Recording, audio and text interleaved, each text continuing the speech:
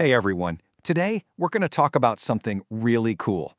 It's just one simple phrase, but it has this incredible power to make our everyday conversations, well, just smoother and way more gentle. It's a beautiful concept from Japan, and I have a feeling you're really going to like this. Okay, you've totally been here, right? You're finally in the zone, deep in concentration, and someone walks up to ask you something. Or maybe your phone buzzes and it's a text you know needs a real answer, but you don't have the brain power for it right then.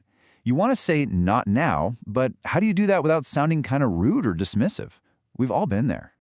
So what if there was a way to handle that exact moment with actual grace? A way to protect your own focus without damaging that connection with the other person? Well, guess what? There is. And that solution is this amazing Japanese phrase, atode ne. Let's try saying it. A-to-de-ne. Now, on the surface, it just means later. But it's so much more than that. It's kind of wrapped up in this gentle promise. A promise that you'll come back to the conversation. Just look at it for a sec. Atode ne. It's so simple, right? There's a real elegance to it.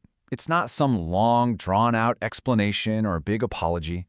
No, it's just a few simple sounds that carry so much warmth, so much intention. But look, if you really want to get a todene, you have to understand that just translating it as later, well, it doesn't even come close. The real magic here, the real power, is in the feeling it creates. And this comparison, this really nails it. Think about it. When you say, I'm busy, it's like putting up a brick wall. It's a hard stop. It can feel like a rejection, right? But as todene, that's more like a soft pause. You're not rejecting the person, you're just gently postponing the topic. It's this tiny little shift in language, but it's huge. It changes everything from creating distance to actually maintaining a connection. So it all comes back to that feeling. This is the key. It's a gentle postponement. It is not a refusal. It has this unspoken promise baked right in that says, hey, I really do value what you're saying, and I promise I'll give you my full attention just later. And it has this really cool kind of leisurely vibe to it. It just takes all the pressure and urgency out of the moment. All right, so this sounds awesome. But how do we actually use this? Like in our own lives, every day. Let's get practical and look at a few scenarios. So we're going to break this down into 3 super common situations. We're talking about everything from those interruptions at your desk to dealing with your text messages. You'll see how you can start using the spirit of atodene right away. Okay, scenario 1, the classic interruption. You know the one, you're deep in your work, someone starts talking, and your gut reaction is to say, I can't right now, and it feels all stressed out. Instead, imagine just offering a warm smile and channeling that adoraphone feeling. You're basically saying, hey, I see you, I hear you, can we connect on this in just a little bit? It totally changes the whole vibe of that interaction. Next up are digital lies. We're all drowning in messages, right? So you get that text that you know needs a real, thoughtful reply.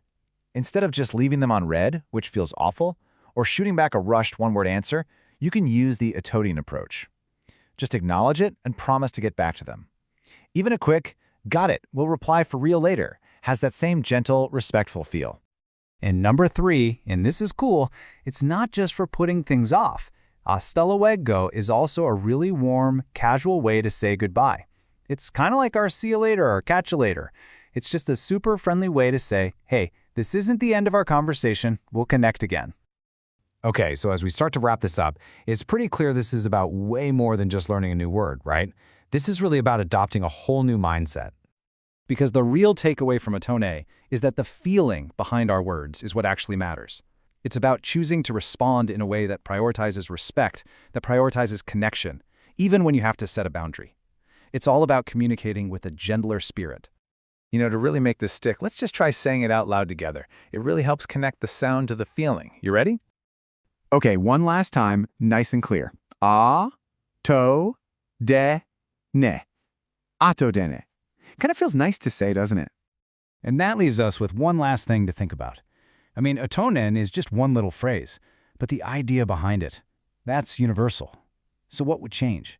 What would change in our lives, at work, in our relationships, if more of our words, if more of our communication carried that same gentle promise of connection?